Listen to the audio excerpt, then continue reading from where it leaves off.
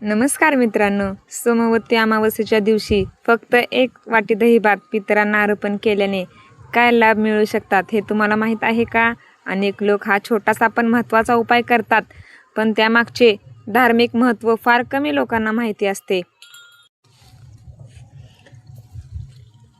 आजच्या या व्हिडिओमध्ये आपण सोमवती अमावस्येच्या दिवशी दही भाताचं नैवेद्य अर्पण करण्याची पूर्ण पद्धत माहिती करून घेऊ. त्याचे धार्मिक महत्त्व आणि पितरांच्या आशीर्वादासाठी सांगितले जाणारे काही पारंपरिक उपाय जाणून घेणार आहोत.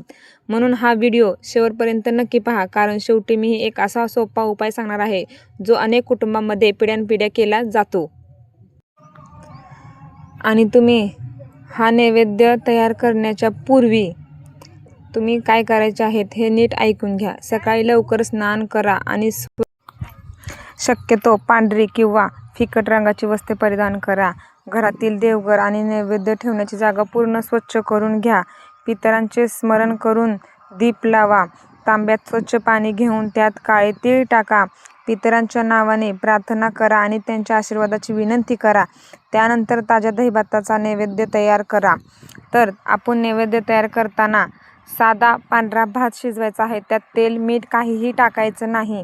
नुसता साधा पांढरा भात घ्यायचा आहे. त्याच्यावर दही मिक्स करून, पण ताजे दही असावे, थोडी साखर टाकून ते मिक्स करून ते नैवेद्य ठेवावे. दुसरा प्रकार आहे गोड दही भात. भात, दही, खडीसाखर किंवा गूळ पण तुम्ही टाकू शकता. थोडे वेलची पूड टाका आणि ते ठेवा. त्याच्यानं पितरांना प्रसन्नता मिळते. आणि तिसरा आहे दही भात. 1 चमचा शुद्ध गाईचे तूप टाका. त्याच्यानं सुगंध येतो, सात्विकता वाढते. आणि चौथा आहे दही, दूध, मध, तूप, साखर यांचे पंचामृत करून त्यात थोडा भात मिसळून नैवेद्य दाखवावा. आणि पाचवा आहे दही भात. थोडी केळी किंवा डाळिंबाचे दाणे वर टाकून सजावट करून पवित्र आणि सात्विक फळांचा समावेश करून हा अर्पण करावा. नैवेद्य अर्पण करण्यासाठी तुम्ही सुरुवात स्वच्छतेपासून करावी. स्नान करून स्वच्छ वस्त्रे परिधान तुम्ही केलेले असणारच. पितरांचे स्मरण करा, त्यांच्यासाठी प्रार्थना करा आणि दक्षिणेकडे तोंड करून पितरांना नमस्कार द्या. तुमच्या चुकीच्या माफी मागा आणि दही भाताचा नैवेद्य स्वच्छ पानावर, पिंपळाच्या किंवा वडाच्या पानावर घेऊन छोटासा बारक्या प्लेटीत ठेवा आणि ते दक्षिणेच्या बाजूने ठेवा.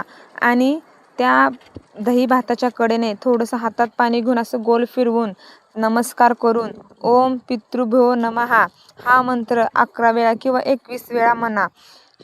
आणि कावड त्याच वेळेस थोड्या वेळात कावळा येईल. कोणताही पक्षी आला त्याला खाऊ द्या. कावळ्यानं जर खाल्लं तरी तो खूप शुभ असतो. आणि ते राहिलेलं जर असेल तर ते गाईला किंवा गरजू व्यक्तींना सुद्धा तुम्ही अन्नदान करू शकता.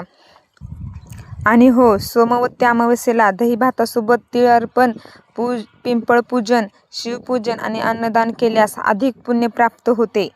म्हणून हे तुम्ही नियमित करा.